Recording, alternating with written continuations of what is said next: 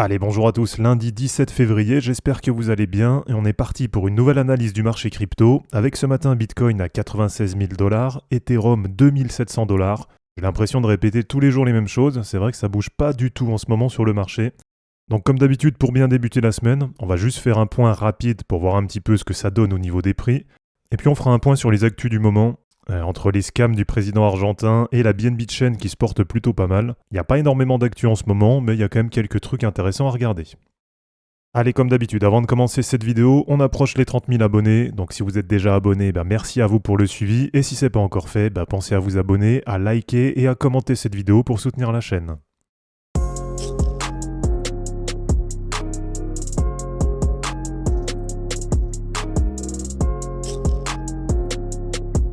Allez, on va commencer côté prix. Donc, comme je vous le dis en intro, j'ai vraiment l'impression qu'en ce moment, ça bouge pas du tout sur le marché.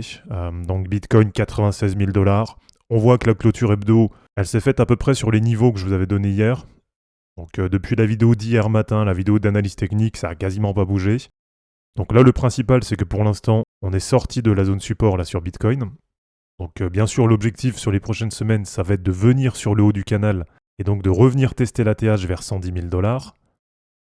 Du côté d'Ethereum, c'est pareil, c'est plutôt neutre, mais on va dire que le pire a été évité. Donc avec une clôture qui s'est faite dans le canal ascendant. Voilà, même si ça reste pour l'instant toujours un peu en zone d'indécision, on voit que ça reste assez proche du canal. Et donc l'objectif, tout simplement, ça va être assez rapidement de venir retester la trendline. Ça fait un niveau vers 2800 à 2850 $. Et puis après, on verra bien. Est-ce que ça va breaker à la hausse et qu'on viendra rechercher cette résistance entre 3615 et 3710 $? Ou est-ce que la tendance un peu neutre baissier, voilà, où il ne se passe pas grand-chose sur Ethereum, est-ce que ça va continuer? Et du coup, est-ce que ça va casser à la baisse? Et que dans ce cas-là, ça ira chercher l'objectif de cassure du canal. Et en fonction de quand on aurait cette cassure baissière, ça pourrait situer l'objectif de cassure entre 1550 et 1600 $. Alors, du côté des total market cap, c'est pareil, ça reste globalement plutôt neutre, toujours dans les mêmes niveaux que les dernières semaines. Donc là, vraiment, ne m'en voulez pas, les amis, si je passe assez vite, mais il se passe tellement rien qu'il n'y a aucun intérêt là, à passer 3 heures sur les charts. Et donc, du côté de la Total 1, Total Market Cap de l'ensemble des cryptos, on est à peu près sur les 0,382 de Fibo, de retour aussi dans la zone support. Donc voilà, pas de grand changement non plus dessus. Et sur la Total 3, sur les altcoins, la clôture hebdo, elle s'est faite au-dessus de la zone support. Et donc, l'objectif pour cette semaine, tout simplement, ça va être de ne pas revenir dans ce niveau. Donc de ne pas revenir dans la zone support entre 870 milliards et 900 milliards de dollars. Allez, du côté des news, j'ai vraiment cherché mais j'ai pas trouvé grand chose d'intéressant. En gros en ce moment c'est quoi? C'est scam en folie sur le marché. Il se passe vraiment que des merdes comme ça. Et vous avez dû voir passer avec le fameux token Libra qui a été lancé, enfin en tout cas qui a été promu par Javier Milei, le président argentin, qui a poussé ça sur son Twitter et puis derrière il y a eu un rug de plus de 100 millions. Et alors, si je vous fais le résumé rapide, donc le token Libra promu par le président argentin Javier Milei, le fameux mec avec les cheveux frisés et la tronçonneuse, a atteint 4,5 milliards de dollars avant de s'effondrer de 95% après une liquidation de 107 millions de dollars par l'équipe. Donc en gros, le token a été lancé, il l'a poussé sur son Twitter, ça a atteint 4,5 milliards de market cap. Alors déjà, ça n'a aucun sens. En quelques heures, ça a atteint 4 milliards et demi, alors qu'il y a des projets qu'on peut qualifier de plus sérieux quand même, qui ont vraiment du mal à franchir ne serait-ce que les 1 ou 2 milliards là sur le cycle. Et derrière, il y a une adresse qui d'un coup a sorti plus de 100 millions de dollars. Et alors apparemment, il y en a qui ont fait des recherches. Ce serait une adresse qui aurait participé au lancement du token Melania. Et donc ça veut quand même dire que ceux qui ont lancé les deux tokens, donc le Melania, qui a vraiment beaucoup corrigé aujourd'hui, qui est à moins 90% de son ATH, et du coup le Libra, mais qui a duré lui seulement que quelques heures, ça veut quand même dire que c'est les mêmes équipes qui sont derrière les deux tokens. Donc apparemment là ça fait quand même un peu scandale en Argentine. Et Javier Milei il est un peu dans la sauce. Donc à voir comment il va se tirer de tout ça. En tout cas visiblement l'enquête est en cours. Et bon perso je m'en fous un petit peu parce que j'investis pas dans ce genre de token. Mais bon c'est quand même dommage pour tous ceux qui arrivent et qui découvrent les cryptos comme ça. Mais voilà en tout cas perso je suis toujours assez optimiste sur le marché. Je pense toujours que ça va monter etc. etc. Mais voilà si on isole vraiment ça, si on regarde vraiment que ce qui se passe côté actualité, c'est vrai que là avec tous les scams on est quand même plus proche d'une fin de cycle que d'un début de cycle. Ou là, au contraire, les news qui sortent, en général, c'est plus de l'innovation. Alors que là, en ce moment, à part les scams, c'est vrai qu'il n'y a pas grand-chose qui sort sur le marché.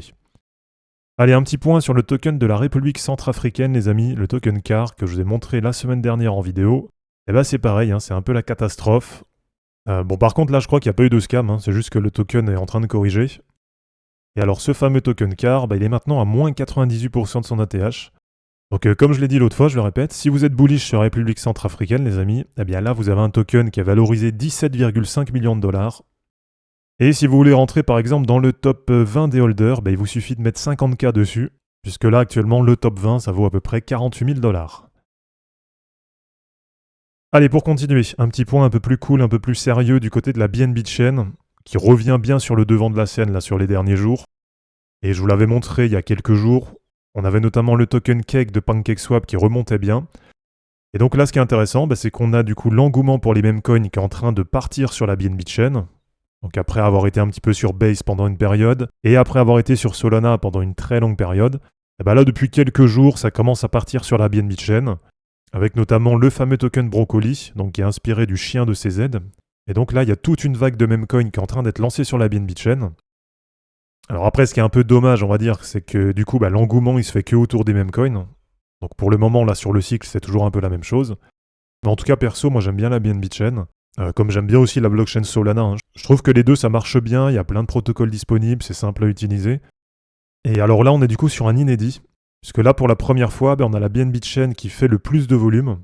Avec sur les dernières 24 heures, 2,75 milliards de dollars de volume. Contre 2,51 milliards sur Solana. Et à peu près 1100 milliards sur Ethereum. Donc là, si sur les prochains jours, vous avez envie de gambler un petit peu, si vous avez envie d'investir sur des mêmes coins, eh bien normalement, vous devriez en trouver pas mal sur la BNB Chain. Et allez, pour terminer, je vous fais juste un point rapide sur la charte de Solana, puisque là, je trouve qu'elle est revenue dans un niveau qui est vraiment intéressant. Donc avec un prix qui revient sur la zone support, à peu près vers 180 $, et donc qui se retrouve maintenant entre les 0,786 et les 1 de Fibonacci. Ok, donc là, on a quasiment 100% de retracement de la dernière hausse. Alors, à voir un petit peu comment ça va évoluer sur Solana. Là, perso, moi, je trouve que le niveau, il est intéressant. Vous êtes bullish pour Solana, là, pour 2025. Mais par contre, c'est vrai qu'il y a un beau double top, là, qui s'est mis en place. Donc, attention quand même, s'il y a ce niveau, là, qui vient à lâcher, eh bien, après, pour le niveau support d'en dessous, ça va être dans cette zone. Donc, entre 134 $ et 148 $. Mais voilà, en tout cas, si Solana, elle vous intéresse, donc même si on n'est jamais sûr de rien, mais en tout cas, déjà sur les prix actuels, ça vous permet quand même de vous replacer à peu près à moins 40% par rapport à l'ATH. Donc voilà les amis, c'est terminé pour cette vidéo, j'espère en tout cas que ça vous aura plu. Pensez à vous abonner, à liker et à commenter cette vidéo pour soutenir la chaîne. De mon côté, je vous mets tout ça en ligne et je vous dis à bientôt. Ciao.